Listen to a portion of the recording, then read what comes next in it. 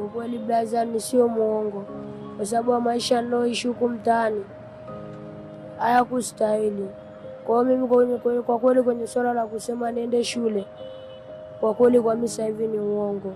Sio kwamba nimependa. Kutokana na nini? Ni haya maisha ninayoishi huku mtaani. Hata nikienda shule, nitatamani wapi? Nitaona mbona kama ukusipati ule uhuru kama nilikuwa napata kitaa.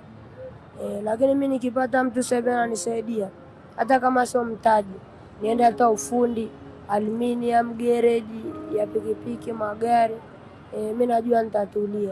Ni Mungu ndo anayekupandisha juu, kwa tusikate tamaa, tuzidi kupambana. Na huwezi kusema mimi Mungu atanisaidia huku umekaa.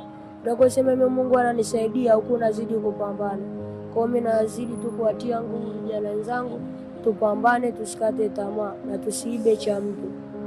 Tuombe. Kama huwezi kuomba, bora useme muombe mtu akusaidie.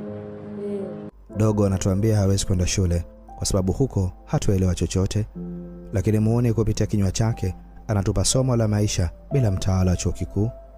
Anatuonyesha kuwa amekula elimu mtaa na kashiba madini ya haso vibaya mno.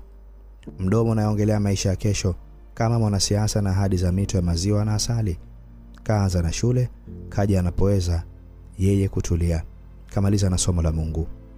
Bila elimu ya Ekaristi wala mimbali za msikiti, Dogo anatupa darasa la imani iliyotukuka.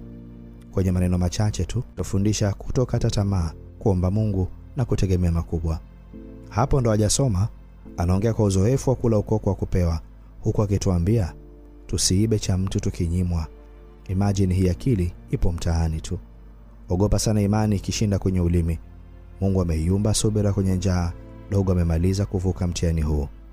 Ukiulizwa umejifunza nini, waambie kudra inaweza kukufikisha mahali ambapo vyeti haviwezi kukanyaga.